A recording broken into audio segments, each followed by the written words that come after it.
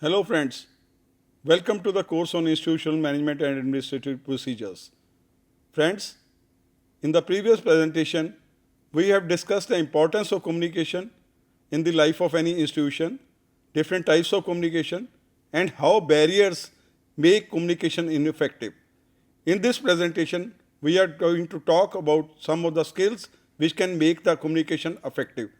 These skills can be in the form of written communication, speaking, listening, and reading.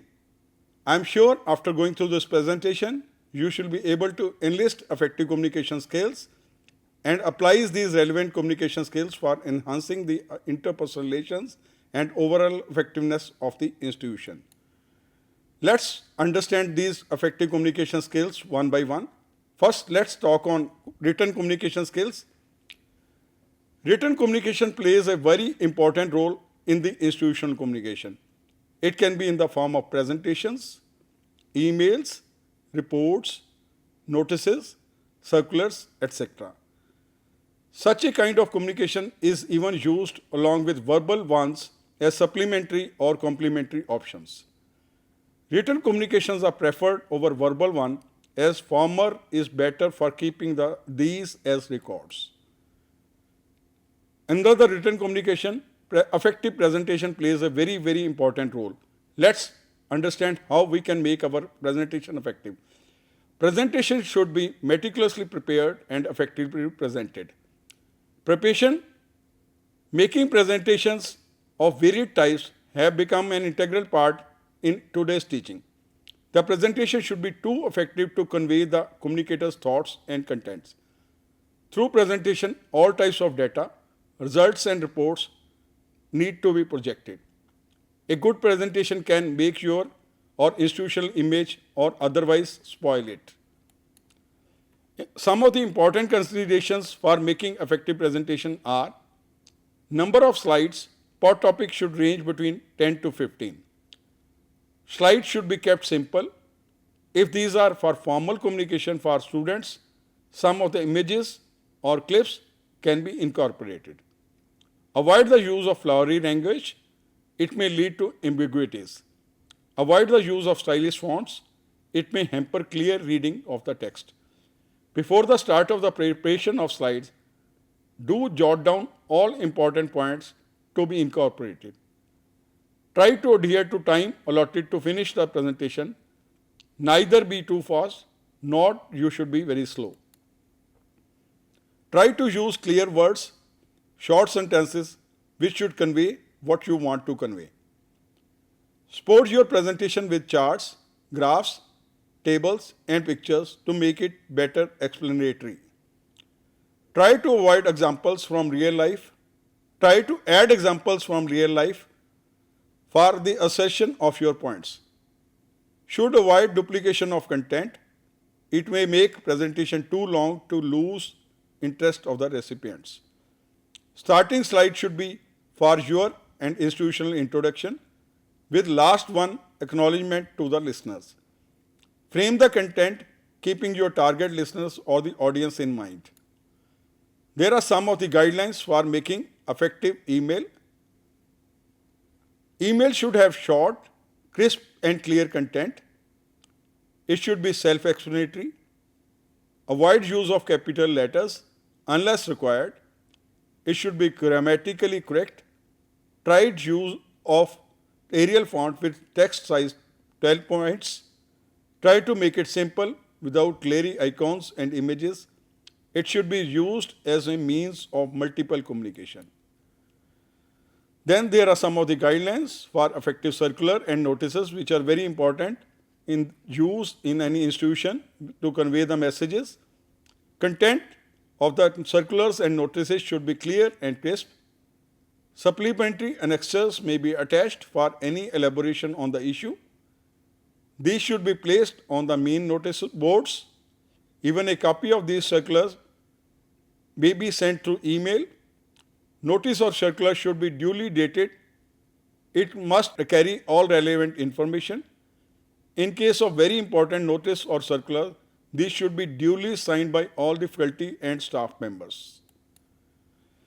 Then after understanding the importance of written communication, let's understand the importance of speaking communication, and let's understand some of the guidelines which make speaking effective. These are: be clear about what you want to say. Effectiveness of communication is directly dependent upon the clarity of the thoughts of a speaker. Learn how to mold your message into effective communication. Don't take much time to come to the main point of the agenda. Make use of best expertise, expressible words, phrases, and examples. Keep audible tone and pitch, and it should be pleasant to the listener. Be very clear of the outcome of your talk. Accordingly, frame your speech or lecture. Repeat major points in very factual way, using different ways and means to assert them in the mind of listeners. Speak according to the levels and understanding of the listeners. Make an outline of your content, fix the frame, and jot down points to make the best use of effectiveness. Use of language skills. Try to use active sentences. Use gender neutral language. Try to use more of plurals. Use short sentences. Avoid run-on and rambling sentences. Women should be addressed with their name, while men with Mr. surname. Try to use descriptive words, similes, metaphors, stories to stimulate listeners' sensory channels. Another important issue is be confident while speaking. You should be speaking fearlessly. Always focus on listeners, your message, and successful outcome instead of fear and failure. Start your lecture or speech with smile, positive note with greetings and confidence. Come prepared. It boosts the confidence level. Speak with passion and enthusiasm. Stop in between and listen. While presenting, it's very important to stop and listen to have the feedback. Make your conversation like a tennis game. Keep delivering and receiving the thoughts. Don't push through your thoughts. Do give respect to others' viewpoint. Don't just hear. Listen to the listeners also. This two-way communication resolves so many problems, misunderstandings, miscommunications between the teacher and the taught, or the administrator and the faculty and the staff. Be honest in your communication. As a head of the institution, one should neither hide any fact nor conceal any data from the faculty or staff. It may hinder in creating an inappropriate response.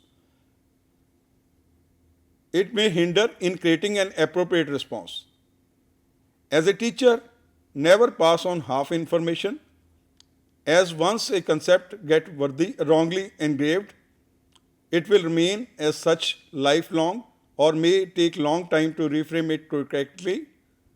Do cite the source of data for authenticity. That's the reason honesty plays a very significant role in the success of any communication, especially speaking.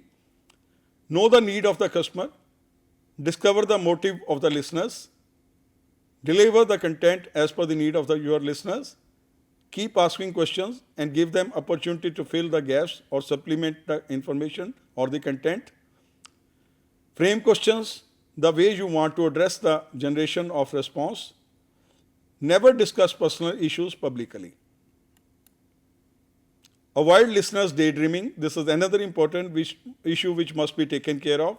Due to the time lag between the frequency of processing the information at a rate of around 400 to 600 words per minute and speaking speed at a rate of 120 to 150 words per minute, another process of daydreaming starts in the minds of listeners. Avoid it by catching their attention by visual clues, humor stories, lifetime examples, etc. Daydreaming interferes with the communication efficacy. You should also know when to communicate. This becomes very important.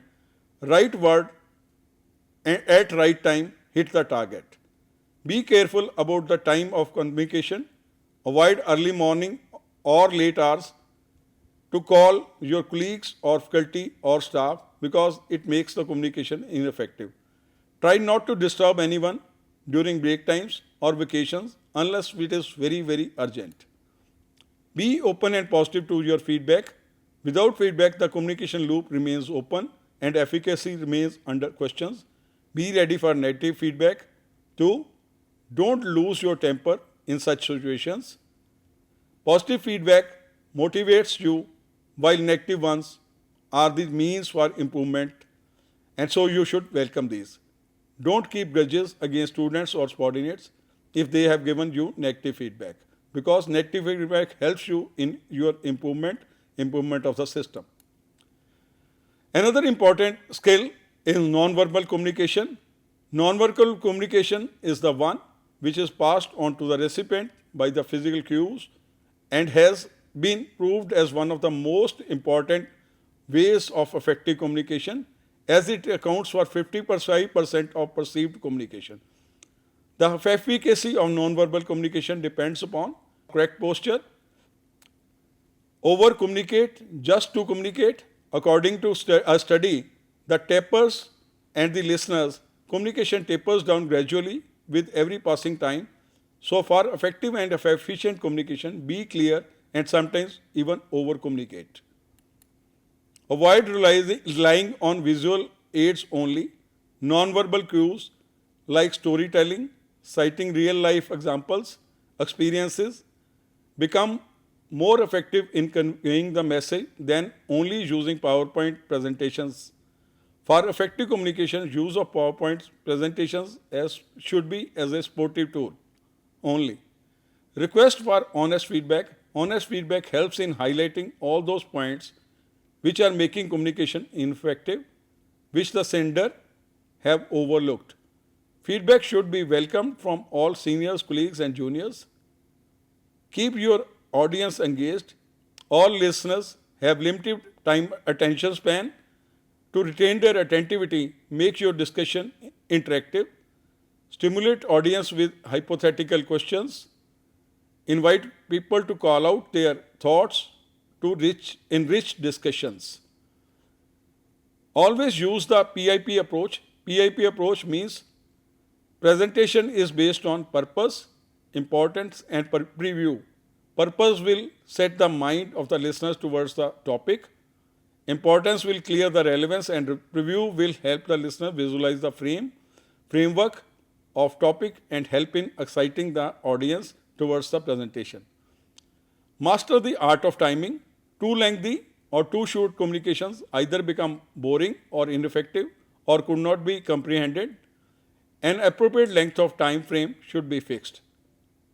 Always add novelty to improve the audience retention, because unless you add novelty, retention will be less. Retention of new ideas is always quicker and longer than old and previously known concepts. So keep on inserting new threads to weave thoughts colorfully. Insertion should be made with greater care, like jokes, funny anecdotes, or emotions with facial gestures. Try to become a likable speaker. Be alert to the presentation or the presence of people there. Be flexible in changing your mindset and your opinion. Have control of conversation. Be willing to compromise. Have an attitude to get it over and move on. Unrespect then laughs. Show mannerism with the words like thanks, please excuse me, wonderful, create a bridge between the speaker and a listener to make a flow of communication smooth. Always try to use those words which make the listener a worthy listener of the communication. Then, after understanding the non-verbal communication cues and its importance, let's understand reading skills, how to make it effective. Keep update with current events. The effective communicator must keep pace with the latest events at a local level as well as around the globe. A good speaker should be well read too. Reading habit will enrich speaker's vocabulary, expression of language, citing of examples, appropriate correlations of current events with the topic, etc. That's the reason diverse reading is a must. Reading should not be restricted to textbooks or learning material. To capture the attention of your listeners, you need to read and narrate some motivational stories, success and failure stories, citing good quotes, and many more things to make your students and the listeners interested in what you are trying to convey. Summarizing, effective communication skills comprising of written skills, speaking skills, non-verbal skills, and reading skills are very important for enhancing the effectiveness of communication in any institution. Effective use of communication skills help in creating the right culture in any institution where every member contributes to the best of the abilities for achievement of the objectives of the institution. This is all I wanted to convey you regarding the effectiveness of skills in making the communication very useful in the institution. Thank you very much, my friends.